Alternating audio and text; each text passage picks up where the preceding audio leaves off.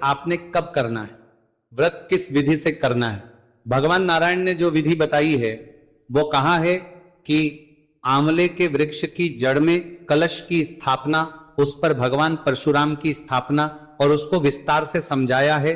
वो क्या है, कैसे आप कलश परशुराम जी को विराजमान करेंगे, क्या क्या सामग्री है जो उसमें रखनी है।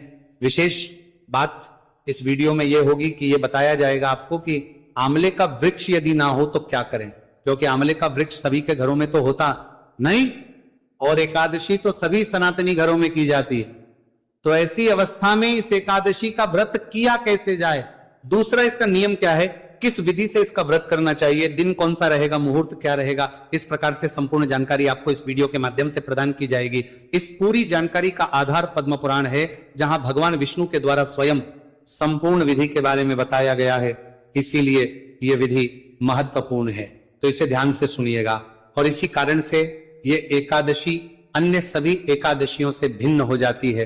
तो आप ये समझने की भूल ना कीजिएगा कि जैसे बाकी सब एकादशियों का पूजन किया वैसे ही इसका भी पूजन होगा, नहीं अलग होगा, मंत्र भी अलग होंगे। तो आइए जानकारी आरंभ करते हैं। आपसे निवेदन है कि वीडियो यदि थोड़ा सा भी उपयोगी लगे तो कृपया उसे एक बार लाइक अवश्य कर दीजिएगा।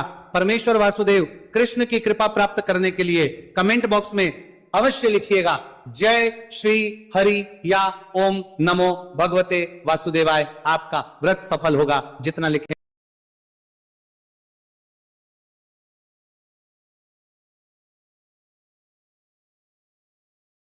उतना कल्याण होगा। आप देख रहे हैं सनातन धर्म का संसार, ज्योतिष संस्थान का प्रतिष्ठित यूट्यूब चैनल सनातन धर्म का संसार धार्मिक। हम यहां सभी और त्योहारों की सही शास्त्रीय जानकारी प्रदान करते हैं। ज्योतिष शास्त्र और पंचांग के आधार पर आपको बताते हैं कौन सी तिथि कब है, व्रत आदि कब करना है, क्या विधि, क्या नियम और क्या गलती नहीं करनी है। यदि आप सभी व्रत और त्योहारों की सही शास्त्रीय जानकारी पाते रहना चाहते हैं तो कृपया चैनल को सब्सक्राइब कीजिए और बेल आइकॉन को प्रेस कीजिए। जब आप सब्सक्राइब का बटन दबाएंगे तो 1 घंटे का निशान बना हुआ दिखाई देगा, उसे अवश्य दबाइएगा, तभी आपको हमारे सारे वीडियो प्राप्त होंगे, अन्यथा जानकारी छूट जाएगी। आइए प्रिय दर्शकों, जानकारी आरंभ करते हैं। बताते हैं कि क्या अलग विधि है इस एकादशी की और कब करना चाहिए आपको व्रत, किस प्रकार से। प्रिय दर्शकों, आमल की एकादशी विषय में शास्त्रों में बहुत कुछ लिखा है। ये एकादशी महत्वपूर्ण इसलिए है क्योंकि जो आंवला है ना, ये स्वयं भगवान के श्रीमुख से प्रकट हुआ है।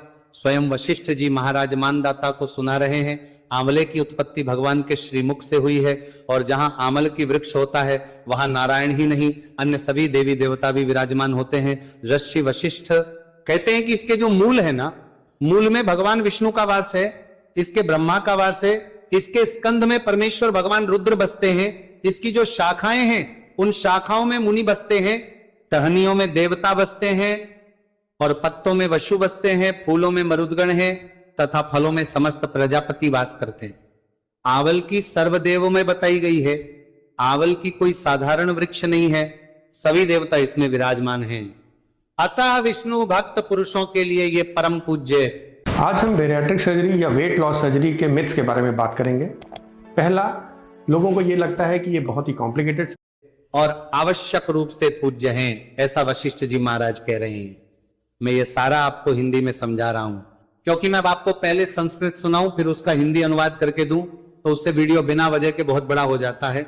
मेरा प्रयास है कि मैं एक ही भाषा में चलूं। कहते हैं कि जब आमलकी की उत्पत्ति हुई तो सभी लोग वहां एकत्र हो गए, चाहे जशी मुनि तपस्वी मरुदगण देव सब वहां एकत्र हुए। तब वहां आकाशवाणी हुई।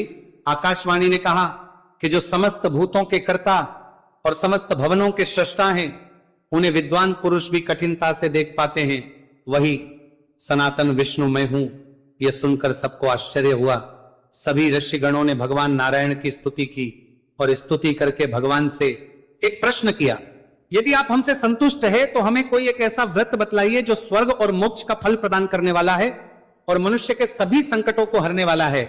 तो भगवान श्री विष्णु बोले, महर्षियों फाल्गुन शुक्ल पक्ष में यदि पुष्य नक्षत्र से युक्त द्वादशी हो तो वह महान पुण्य देने वाली हो और बड़े पातक को नाश करने वाली होती है। ब्रिजवरोह फाल्गुन शुक्ला आमल की एकादशी एक ऐसा व्रत है जो आपके सभी मनोरथों को सिद्ध करने वाली है। आमल की एकादशी में आंवले के वृक्ष के पास जाकर वहां रात्रि में जागरण करना चाहिए। इससे मनुष्य सब पापों से छूट जाता है और सहस्त्र गोदान का फल प्राप्त करता है। पितृगणों, यह आमल की एकादशी व्रतों में उत्तम व्रत है जिसे मैंने तुम यहां बतलाया है। तो भगवान विष्णु के द्वारा स्वयं कहा गया है कि यह व्रतों में सर्वश्रेष्ठ व्रत है, इसको आपको अवश्य करना चाहिए। यह मनुष्य के परलोक को सुधारता है, स्वर्ग प्रदान करता है, मोक्ष प्रदान करता है। तब नाशियों ने कहा कि हे प्रभु, इसकी विधि क्या है, कैसे ये व्रत किया जाना चाहिए, कि स्नान की विधि क्या है, दान क्या करना चाहिए, किसका और कैसे पूजन करना चाहिए, क्या इसके मंत्र है वो भी हमें बताइए। तब भगवान विष्णु ने इस तरह करते हैं, तो मंत्र है कोई किस तरह करते हैं। एकादशी का संपूर्ण विधि, पूजन, नियम आदि का वर्णन किया। अब मैं आपको वो बताता हूं। एकादशी के दिन प्रातः काल सूर्योदय से पहले उठिएगा।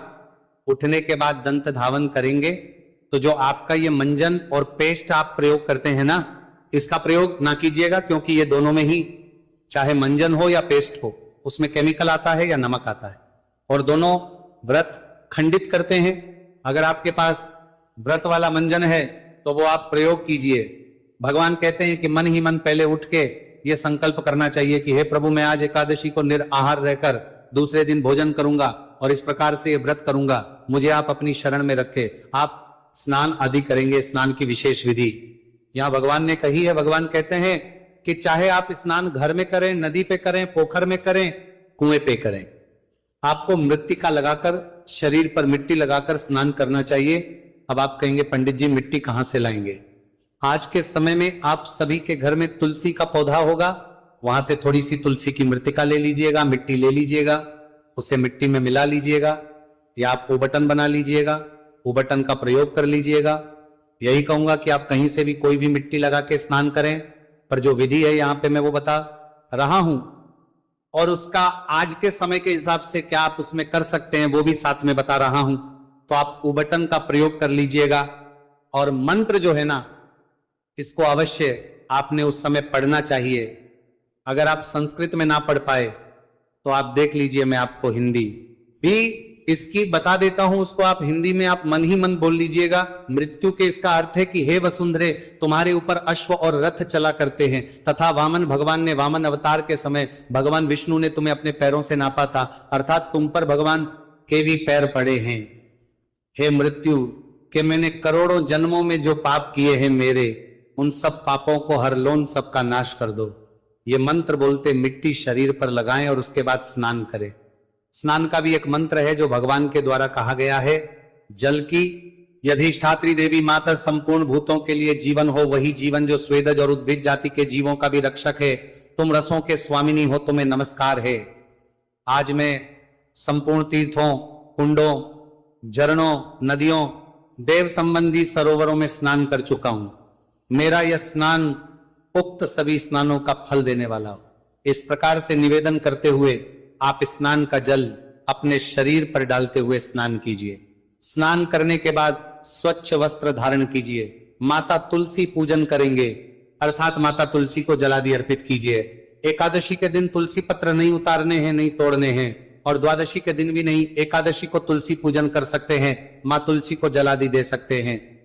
आगे भगवान कहते हैं कि विद्वान पुरुषों को चाहिए कि वह परशुराम जी की सोने की प्रतिमा बनाए, और प्रतिमा अपनी शक्ति और धन के अनुसार 1 या आधे माह से स्वर्ण की होनी चाहिए।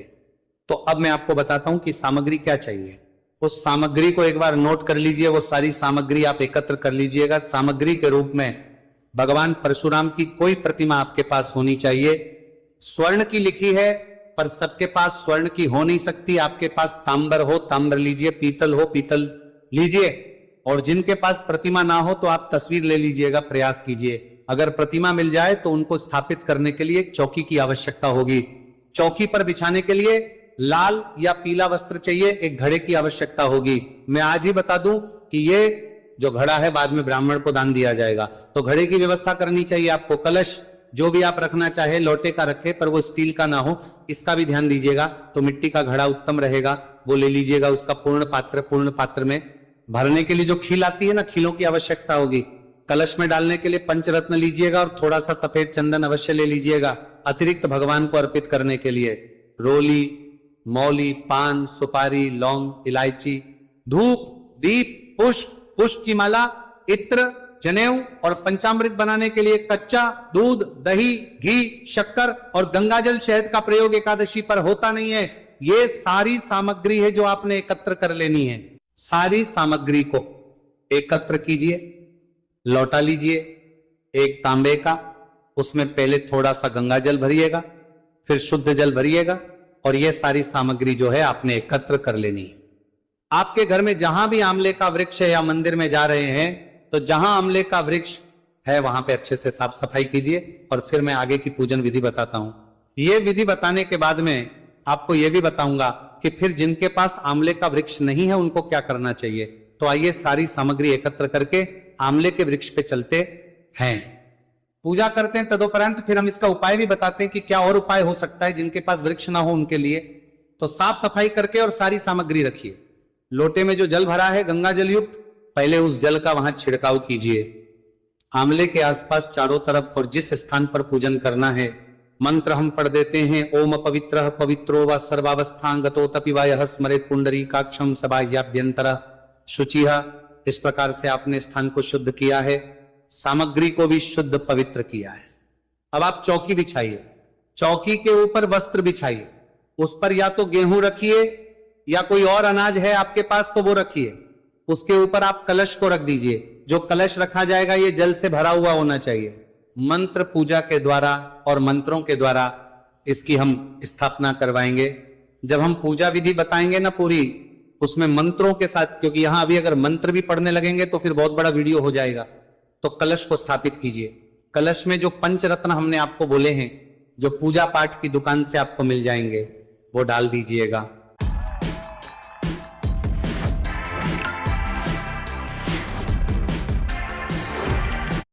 दिव्यगंध, इत्र आदि डाल दीजिएगा। उसके अंदर थोड़ा सा सफेद चंद्र आदि लगा दीजिएगा और उसके चारों ओर आपको दीप प्रज्वलित करने हैं।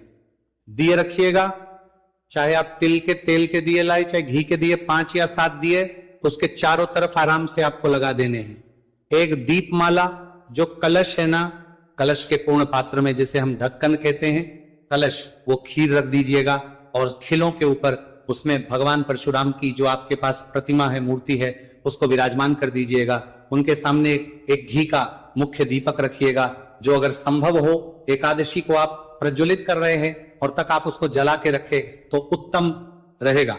इस प्रकार से आपने स्थापना कर लेनी है। अब जो मंदिर में जा रहे हैं पूजा पाठ करने के लिए, तो संभव है कि वो चौकी तो नहीं ले जा पाएंगे, तो वहां आप बिना चौकी, जो भी आंवले के पास जो स्थान है उपयुक्त, उसकी साफ सफाई करके इसी प्रकार से जलते बना चाहिए। तो इन कुछ छिट्टे देखें और वहीं पे अनाज की ढेरी लगाइएगा और उसके ऊपर आप कलश की स्थापना कीजिएगा, क्योंकि स्थान का शुद्धिकरण तो जल छिड़कने से हो ही जाता है और आंवल की इच्छाओं में तो सब शुद्ध रहता है। तो इस प्रकार से आपने स्थापना कर दी है। उसके बाद आप भगवान की विधि विधान से पूजा करेंगे, अर्चना करेंगे। उनको पुष्पमाला कैसे अर्पित करवानी है, कैसे जनेऊ आदि अर्पित करना है, वह देखेंगे। इसमें एक विधान जो कहा गया है, भगवान कहते हैं कि पूजा के नवीन छाता, नया छाता, नए जूते, वस्त्र ये भी मंगवा के रखें। तो परशुराम जी को अर्पित करने के लिए जिसकी जैसी सामर्थ्य है उसके अनुसार आप ले आइएगा। छाते, जूते, वस्त्र आदि ये सभी मंगवा लीजिएगा और उनको वहां अर्पित कीजिएगा। अब जिनकी सामर्थ्य ना हो तो कोई बात नहीं, इनके बिना भी आप पूजन कर सकते हैं। देखिए, मेरा कर्तव्य बनता है, जो पुराण में विधि लिखी है मैं उसके बारे में बताऊं। ये ना हो कि कल को उसका पाप मुझे लगे कि भाई आपके सामने पुराण था तो आपने बताया क्यों नहीं। तो मैं ये विधि बता रहा हूं। अब जिसकी आर्थिक सामर्थ्य उतनी नहीं होगी तो कोई बात नहीं, आप उसके बिना भी पूजन कर सकते हैं। इसके बाद कुछ मंत्र हैं जो भगवान के द्वारा कहे गए हैं। भगवान परशुराम को आपने जल अर्पित करना है, कैसे उनकी पूजा करनी है। जैसे ओम विशोकाय नमः ये कहकर उनके चरणों की पूजा करें, विश्व रूपने नमः ये कह के दोनों घुटनों की, और उग्राय नमः इससे जांघों की पूजा करें, धमोदराय नमः इससे कटी भाग की पद्मनाभाय नमः इससे उदर की और श्रीवत्स धारणे, नमः इससे वक्ष चक्र दे, नमः इससे बाएं भुजा की गधे, नमः इससे दाहिनी भुजा की, नमः इससे कंठ की यज्ञ मुखाये, नमः इससे मुखी, विशोक निधाय नमः, इससे नासिका की वासुदेवाय नमः, इससे नेत्रों की नमः, इससे ललाट की सर्वात्मने नमः, इससे संपूर्ण अंगों की तथा मस्तक की पूजा करें। यही पूजा के मंत्र हैं जो विशेष रूप से उस दिन हमें प्रयोग करने हैं। तो कैसे करने हैं, बाकी चीजें कब आप पत्र पुष्प अर्पित करेंगे, कैसे तिलक करेंगे, वो मैं पूरा पूजा विधि का अलग से एक वीडियो बनाऊंगा, उसमें आप अवश्य इनको देखिएगा। इसमें भगवान को शुद्ध फल के द्वारा अर्घ्य प्रदान करना है, वो भी मैं आपको बताऊंगा।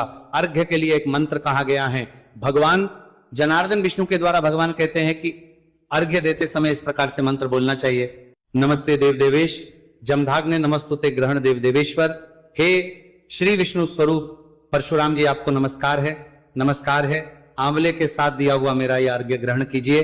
आंवले के फल से आपने ये अर्घ्य देना है। पूजा पाठ आदि करके भगवान के चरणों में मन को लगाते हुए दिन को व्यतीत कीजिए। काल को कीर्तन करना चाहिए, कीर्तन की बड़ी महिमा कही गई है। तन का फल प्राप्त करने के लिए वीडियो में अपलोड करूंगा।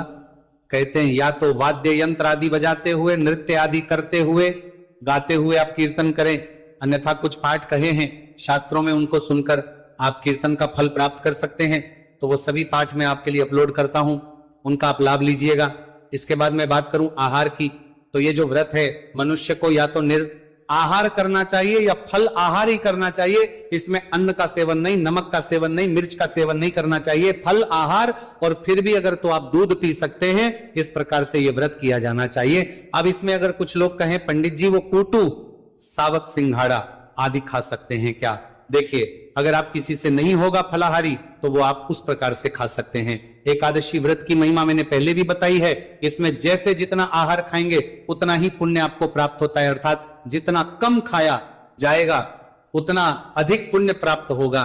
भगवान कहते हैं कि भक्ति युक्त चित्त से जागरण करना चाहिए। सत्य, संगीत, वाद्य, धार्मिक उपाख्यानों या भगवान विष्णु संबंधित जो कथा है उसके द्वारा रात्रि व्यतीत करनी चाहिए। इसमें शयन के लिए नहीं कहा गया है।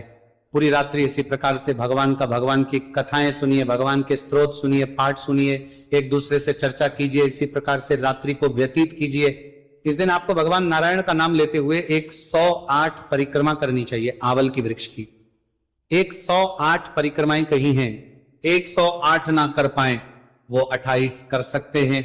इस प्रकार से आपने ये एकादशी के व्रत के दिन पूजन पाठ आदि कर है और व्रत के अगले दिन सूर्योदय से पहले स्नान आदि कर लीजिए। स्वच्छ वस्त्र धारण कीजिए के दिन भगवान विष्णु की विधि विधान से पूजा कीजिए। आमल की वृक्ष की पूजा कीजिए। पूजा करने के बाद ब्राह्मण को अपने निवास स्थान पर निमंत्रण दीजिए या आप स्वयं मंदिर जाइए, वहां ब्राह्मण की पूजा कीजिए। और उसके बाद ये जो सामग्री है जो आपने यहाँ पूजा में अर्पित की थी, चाहे वो कलश हो परशुराम जी का, चाहे वो जो वस्त्र, मैंने आपको कहे कि वस्त्र कहे गए हैं, इसमें 2 वस्त्र, जूते आदि, वो सभी वस्तुएं आपको ब्राह्मण को दान दे देनी चाहिए।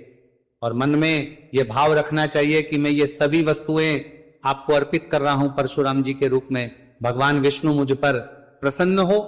इस प्रकार ब्राह्मण पूजा के बाद आवल के वृक्ष की परिक्रमा कीजिए। जो विधान दक्षिणा का कार्य है, ब्राह्मण को भोजन आदि करा सकते हैं तो ब्राह्मणों को भोजन आदि कराएं और इस प्रकार से आप अपने व्रत का पालन करें। भगवान कहते हैं कि उसके बाद आपको अपने पारिवारिक जनों के साथ, कुटुंबियों के साथ बैठकर भोजन करना चाहिए। इसमें जो लोग रात्रि, वो लोग बिना स्नान किए हुए ही सुबह सुबह ब्राह्मण को ये सभी वस्तुएं दान कर देंगे, फिर स्नान आदि करके दोबारा ब्राह्मण की पूजा करके और फिर ये भोजन आदि का कार्य करेंगे। अब प्रश्न ये उठता है कि आंवले का वृक्ष ना तो सभी घरों में है और ना ही सबके लिए इतना आसान है। तो देखिए, आवल की एकादशी आने में अभी समय है। या तो आप तब तक किसी पौधे वाले से मंगवा लीजिए अपने घर में, क्योंकि होना चाहिए, उत्तम होता है।